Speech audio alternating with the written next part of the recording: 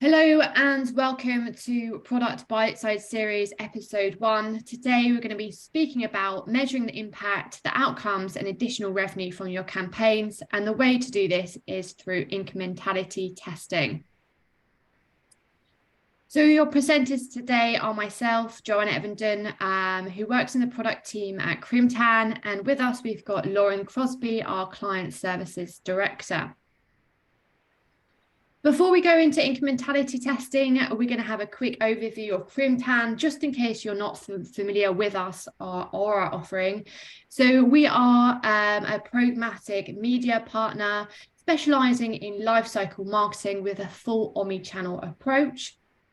Our proprietary technology makes sure that we put consumers first with compliance and data front of mind, while also being able to provide our partners with a cookieless solution. So what are we going to be running through today? First of all, we have an introduction into incremental value, what it is and how it works. We'll also have Lauren take us through a case study and putting that incremental testing into a real life situation for us. And then we'll have a quick summary. So incrementality, isn't anything new. And essentially it's the question that we ask ourselves across multiple different industries is, did my new investment drive any additional revenue? And we have something to ask ourselves, yes, if it did drive any additional revenue, do we understand whether we want to reinvest into that particular investment to start off with? And if we do not see any additional revenue driven, we may want to decide to invest elsewhere. And that's essentially the question that marketing are asking ourselves. That old age question is, did my marketing spend translate to selling more, or would those consumers have gone on to purchase anyway? So incrementality testing is the answer to this particular question. Essentially, it's there to give us an understanding of the true value of our marketing campaigns. So how does incrementality testing work? And it's not too complicated and it actually can be quite straightforward to understand. So first of all, we have both a test group and a control group. All of them should have similar targeting, likes, and user interest and user intent. Now, the main difference between these two groups is first, we have a test group that is exposed to the brand's ad. And secondly, we have a control group that is not exposed to an ad. And once we run the campaign, what we do is then go on to measure that revenue that is driven from each individual group. From that, what we can start looking at and removing is the natural conversions that we would have expected to see at an organic level.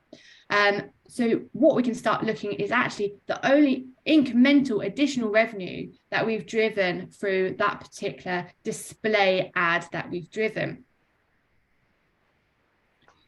So it's really important when we're talking about incrementality testing that we're not seeing any biases when we're running campaigns. And there's key things to look out with here when you're running testing at this particular stage.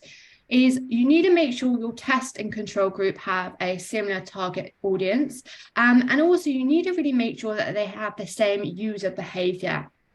And the next is making sure that that test and control group are receiving the same ads in the same contextual environment. So just to put that into context for you. So say if you have a test group that has the brand's target audience and they are reaching premium contextual environments, and then we have the control group that is having completely random targeting and completely random environments, then we're definitely going to start seeing a false increase in incremental value.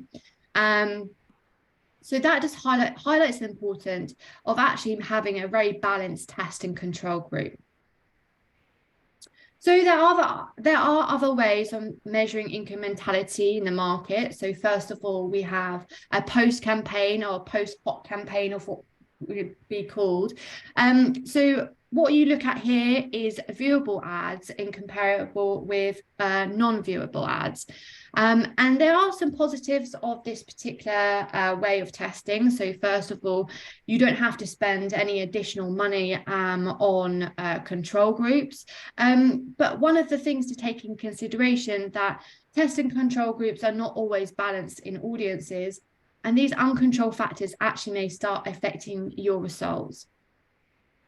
The next is your pre-campaign, so what we call a holdout campaign, where you pre-select your audience before you go live with the campaign, and that audience is not exposed to any ad whatsoever. Now, a big con of this is actually pre-selecting your audiences actually is going to start creating statistical noise.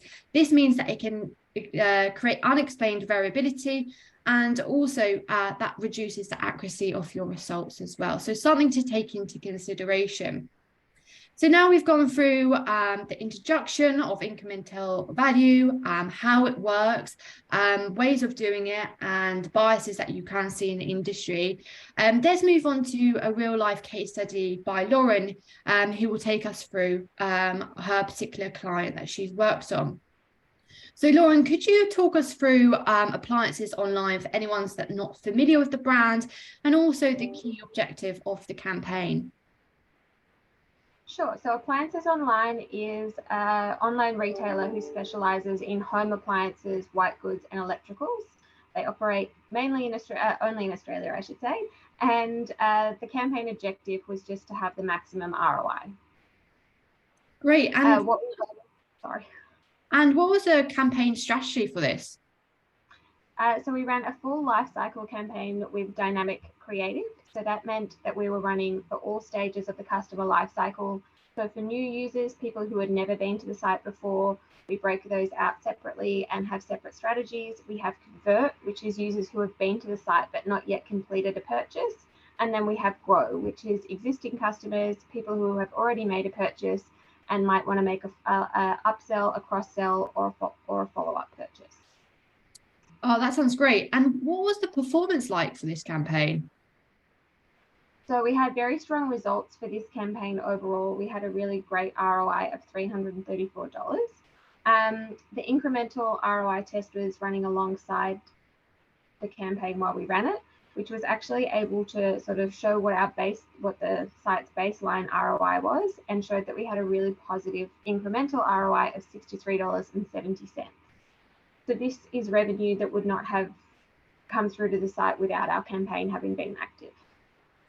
And is it normal to see such a high incremental value coming through? I'd say it depends on the retailer.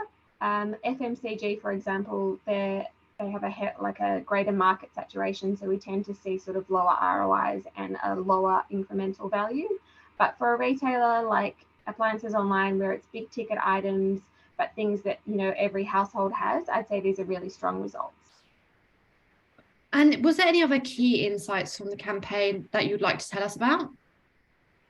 Probably the most interesting thing was that we saw the overall ROI for the new component of the campaign was very similar to the incremental ROI for the new component. So this was showing us that the new users we were driving through the site, these were people who would likely not have converted had it not been for the Crimtan activity. So this shows the strength of our prospecting strategies, things like lookalike audiences, and our ability to really target users based on their intent and other behaviors with really niche creative and messaging, so that they're seeing a product, and specifically a product category that they're actually interested in. It just means we're able to drive customers through the purchase who may have either purchased in store or online via another retailer. That's great. And in a way, it's really highlighting the importance of your new or branding phases of campaign to drive that new audience and your incremental ROI. Thank you so much, Lauren, for taking us through that. So just taking you through a quick summary now of what we've been over. So first of all, we've discussed how incrementality testing helps you understand how successful your marketing investment is. We've spoken about how we need to make sure incrementality testing is done fairly, making sure you have controlled groups.